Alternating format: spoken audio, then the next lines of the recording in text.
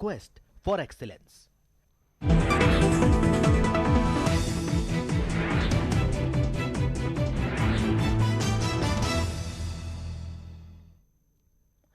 नमस्कार, बुलेटिन में आपका स्वागत है। मैं हूं आपके साथ जीनत सिद्दीकी। शुरुआत करेंगे खबरों की और सबसे पहले बात करेंगे प्रशासनिक सर्जरी की।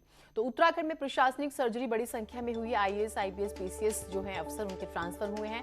नितेश झा को निदेशक पंचायती राज से हटाया गया है। एस मुरुगेशन ग्राम विकास के नए सचिव होंगे। निदेशक शहरी विकास से हटाए गए विनोद सुमन प्रशांत आर्या होंगे पौड़ी के नए सीडीओ। शिव कुमार बरनवाल देहरादून के नए एडीएम। प्यारेलाल शाह हरिद्वार के नए एडीएम। कृष्ण कुमार बने एडीएम नैनीताल। रामजी शरण शर्मा टिहरी के नए एडीएम। अपर स्थानिक आयुक्त से हटाई गई इलागिरी एडीएम पौड़ी होंगी। तो ये तबादले हुए हैं।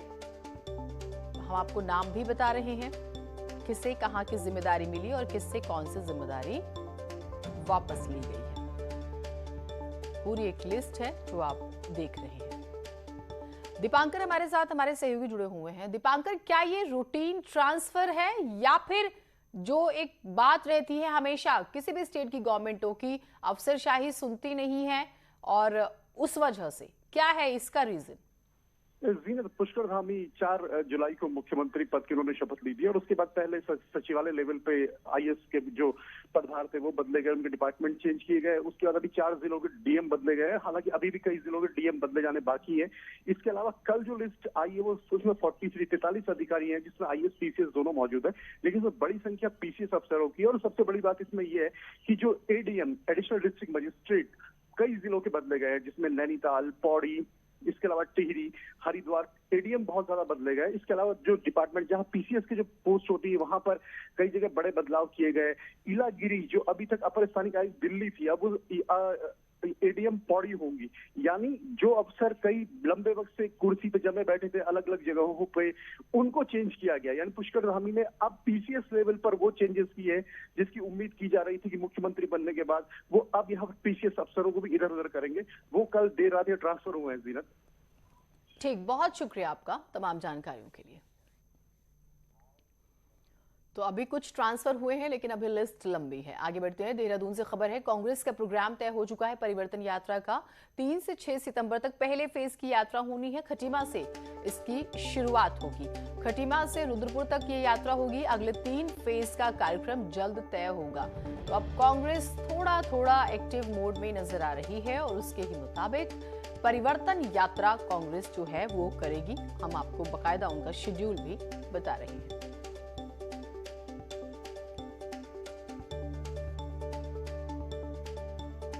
अगले फेज में 3 कार्यक्रम भी तय होने हैं। अभी खबर देहरादून से है। सीएम का कार्यक्रम क्या है वो आपको बता देते हैं। तो आज से 2 दिन से खटीमा दौरे पर हैं सीएम। दोपहर 3 बजे खटीमा रवाना होंगे और शाम को कार्यकर्ताओं से वो मुलाकात करेंगे। कल रक्षाबंधन कार्यक्रम में भी शामिल होंगे। बीजेपी महिला मोर्चा के कार्यक्रम में वो शामिल होंगे। तो ये मुख्यमंत्री का कार्यक्रम जो है वो हम आपको बता रहे हैं।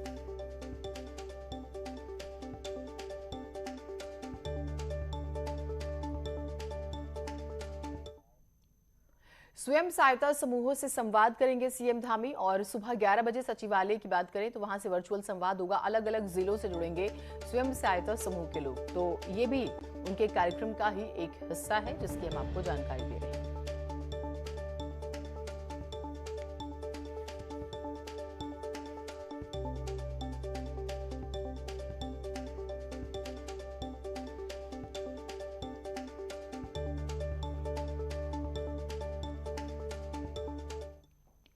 केदारनाथ के कामों की पीएम मोदी ने समीक्षा की। करीब 45 मिनट तक पीएम मोदी ने केदारनाथ के कामों की समीक्षा की और काम में तेजी के निर्देश दिए। केदारनाथ मंदिर के पीछे छोटी दीवार बनाई जाएगी और ईशानेश्वर मंदिर के डिजाइन पर भी सहमति बन गई है। बद्रीनाथ और केदारनाथ में जल्द ही नए प्रोजेक्ट्स का शिलान्यास होगा। इसके लिए पीएम मोदी ने समय तय करने के लिए कहा है। पीएम मोदी वर्चुअल इसकी शुरुआत कर सकते हैं या फिर खुद आ भी सकते हैं। ईशानेश्वर मंदिर के पुनर्निर्माण पर सहमति बनी है। साथ ही साथ आस्था चौक पर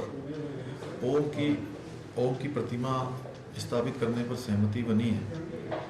और आदि गुरु शंकराचार्य समाधि एवं शिव उद्यान के डिजाइन में जन भावनाओं के अनुरूप संशोधन करने पर सहमति बनी है और साथ में चिंतन स्थल के डिजाइन एवं उसके स्थान पर भी सहमति बनी है और साथ ही साथ जो 113 करोड़ रुपए के पुनर्निर्माण के कार्य होने हैं जिन पर धन आवंटन पूरी तरह से हो चुका है, उस पर माननीय प्रधानमंत्री जी से अनुरोध किया गया है कि जल्दी से वो उसका शिलान्यास करने की समय प्रदान करेंगे।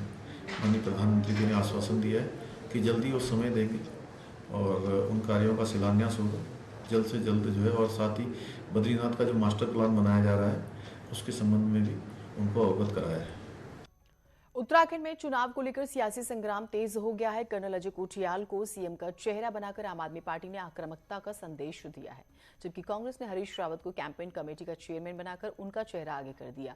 लेकिन सत्तासीन बीजेपी इस रेस में पिछड़ गई है।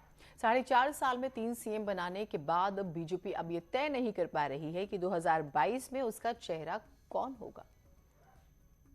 लोगों ने कहा अब हमें नेता नहीं चाहिए, बहुत हो गए नेता और बहुत हो गई पार्टियां, अब हमें एक देशभक्त फौजी चाहिए।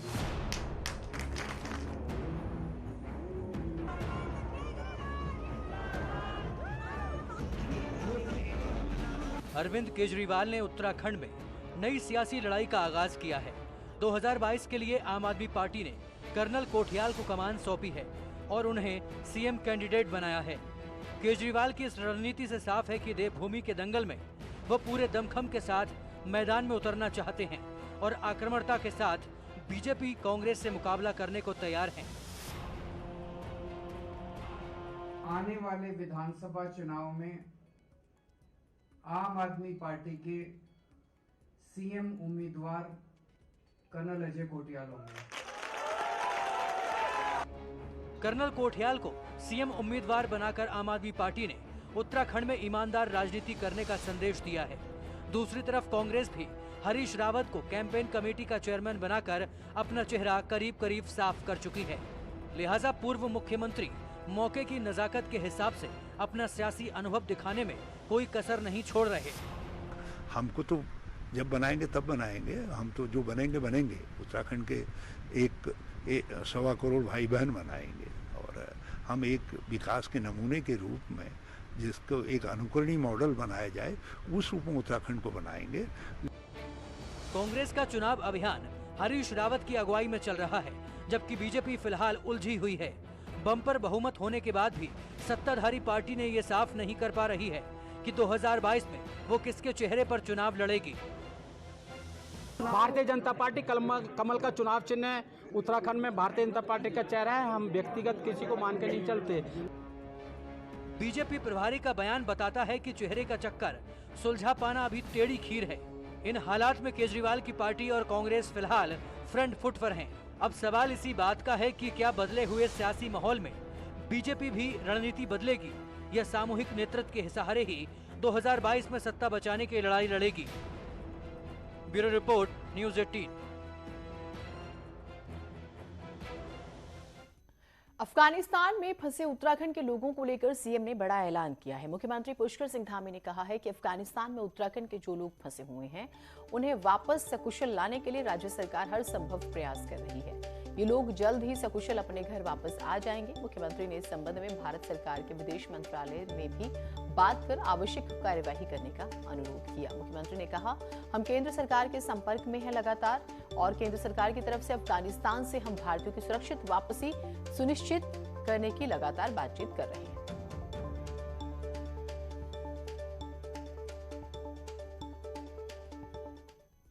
अफगानिस्तान की महिला सांसद ने सीनियर न्यूज 18 से बात की। अफगानिस्तान में महिलाओं की स्थिति के बारे में बातचीत हुई। अंधेरे में है वहां की महिलाओं का भविष्य। अफगान सांसद महिलाएं डरी हुई हैं और उन्होंने कहा कि हमें नहीं पता भविष्य में क्या होगा। How their this question has thousands common people like women and girls, all of them are afraid and just not so clear that what will happen to them in the future and how their future would be like they have no clear concept of what the future would be for them. Haldwani में mobile चोरी और खोने के सिलसिले में police को बड़ी कामयाबी हाथ लगी। पुलिस ने ऐसे 150 से ज्यादा मोबाइल बरामद किए हैं जो या तो चोरी हो गए थे या खो गए थे। पुलिस की मोबाइल रिकवरी टीम ने सर्विलांस की मदद से इन मोबाइल्स को यूपी, दिल्ली, पंजाब, हिमाचल प्रदेश, बिहार और तेलंगाना से बरामद किया।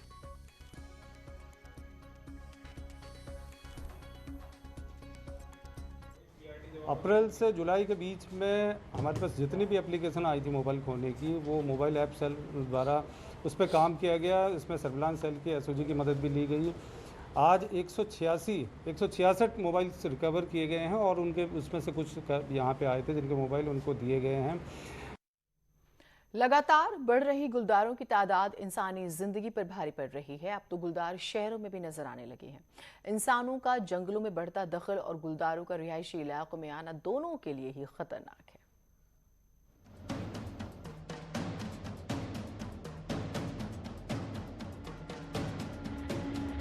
बीते कुछ सालों में उत्तराखंड में गुलदार और इंसान के बीच संघर्ष बढ़ा है। इसी साल अब तक गुलदारों के हमले में 20 से ज्यादा लोगों की मौत हो गई। यही नहीं, बीते 7 महीनों में 7 गुलदारों को आदमखोर घोषित किया गया, जिनमें से 6 गुलदारों को शिकारियों ने मौत के घाट भी उतार दिया। गुलदारों के इंसानों पर सबसे अधिक हमले पहाड़ी इलाकों में देखने को मिले हैं। जंगलों में लगातार बढ़ रहे इंसानी दखल की वजह से गुलदार रिहायशी इलाकों में आ रहे हैं। मानव जो है उनकी जंगलों पे भी कब्जा कर रहे हैं, वहाँ पर भी हमारे लोग आबादी हो रही है। प्लस दूसरा ये हो गया कि लोगों की आवाजाही बढ़ गई है हर क्षेत्र में, और वो जानवरों के लिए भी जंगलों में साधन कम हो गए। पानी भी नहीं मिल पाता है, कई बार खाने के भी साधन नहीं है, तो वो लोग भी शहर की तरफ या आबादी की तरफ आ जाते हैं। सरकारी आंकड़ों के मुताबिक उत्तराखंड में गुलदारों की संख्या 3000 के पार पहुंच चुकी है। हालात ये है कि पहाड़ी जिलों में न तो विभाग के पास वेटनरी डॉक्टर हैं और न ही ट्रैंकुलाइज गन। गुलदारों और इंसानों के संघर्ष को रोकने के लिए वन विभाग के पास कोई ठोस प्लान है ही नहीं। जो प्रभावित गांव हैं जहां पे इसकी संभावना अधिक है, तो वहां पे जो बचाव के तरीके हैं उनको अपनाने की जरूरत है। वो चाहे मार्गों के किनारे झाड़ियों को हटाना, ये स्ट्रीट लाइट्स लगाना। गुलदारों के हमलों में हर साल इजाफा होता जा रहा है, लेकिन सबसे बड़ा सवाल ये है कि राम भरोसे चल रहा वन विभाग कैसे इस संघर्ष पर काबू पाएगा। न्यूज 18 के लिए अल्मोड़ा से किशन जोशी के साथ पिथौरागढ़ से विजयवर्धन उप्रेती की रिपोर्ट। नैनीताल देवीधुरा बेलबिसानी रोड ग्रामीणों के लिए अब समस्या बन गई है। पूरी सड़क कीचड़ से सनी हुई है। आवाजाही करने वालों को भारी दिक्कतों का सामना करना पड़ रहा है। फिसलन भरी सड़क पर बाइक से जाना किसी हादसे को दावत देने जैसा है। सड़क पर गाड़ी चलाना तो दूर, यहाँ तो पैदल चलना भी खतरे का काम है। यह हर साल का माहौल हो गया कीचड़ का। बच्चे स्कूल जाने वाले परेशान हो रहे हैं। हम परसों एई और जेई को भी यहाँ लाए थे, उनके द्वारा हम 1 हफ्ते में काम कर दिया जाएगा, लेकिन अभी तक कुछ हुआ नहीं है। देवीधुरा पापड़ी जो मोटर मार्ग है, विभाग की लापरवाही के चलते इस मोटर मार्ग में स्कूल के जाने के बच्चों का, ऑफिस के जो लोग जाते हैं, गांव के ग्रामीण के लोग जो जाते हैं, वो आज रास्ता विभाग की गलती कारण पैदल चलने लायक नहीं रह गया है। श्रीनगर की नानघाट पेयजल योजना के क्षतिग्रस्त हो जाने से पौड़ी समेत कई इलाकों में पेयजल संकट गहरा गया है। हालात तो ये हैं कि रोजाना लोगों को कई किलोमीटर पैदल चलकर पानी लाना पड़ रहा है। जिले के कई ब्लॉक पेयजल संकट से जूझ रहे हैं।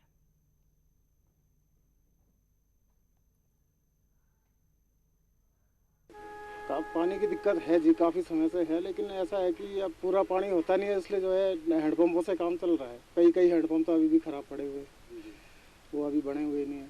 पेयजल लाइन थी जो नानघाट से उसका सोर्स है और शहर को सप्लाई करती है, वो भी उससे बाधित हो गया था, और जिसकी वजह से पिछले 10-15 दिनों से जो है पूरे शहर का पानी व्यवस्था जो है समस्याग्रस्त हो चुका था। सभी इक्विपमेंट्स वहाँ पे उपलब्ध करा दिया है, पाइप्स भी वहाँ पे आ चुका है। जो तात्कालिक व्यवस्था है उसके तौर पर हम लोगों ने उनको लाइन बिछाने के लिए अनुमति दे दिया है। चलिए एक छोटा सा ब्रेक ले रहे हैं, कहीं मत जाइएगा।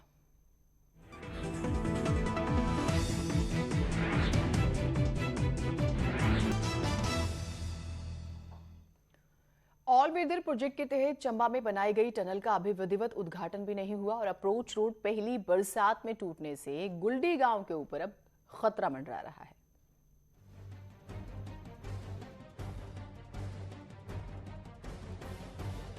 ऋषिकेश गंगोत्री NH 94 का ऑल वेदर प्रोजेक्ट के तहत चौड़ीकरण किया गया।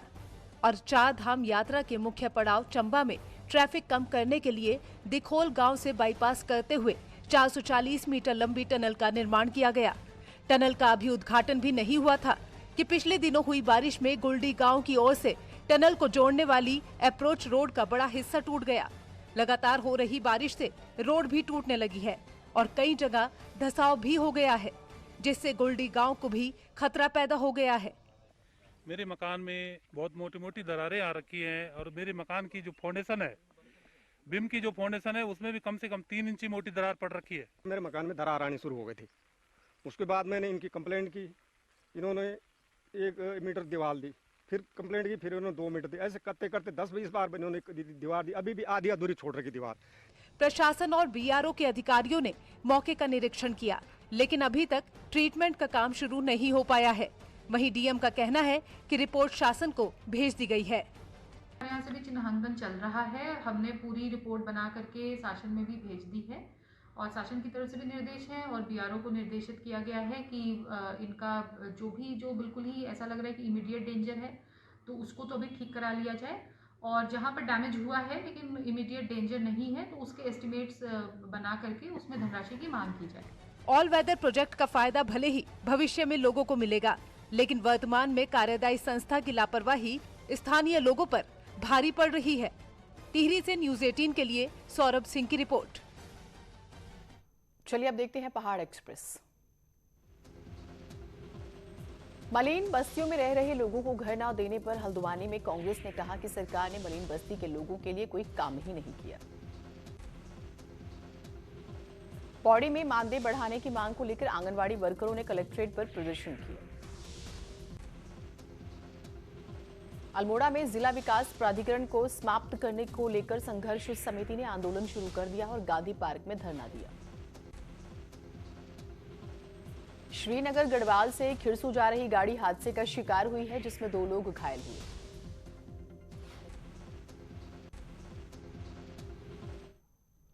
और इसी के साथ बुलेटिन में इतना ही, लेकिन नजर डालते हैं इस वक्त की हेडलाइंस पर। Headline presented by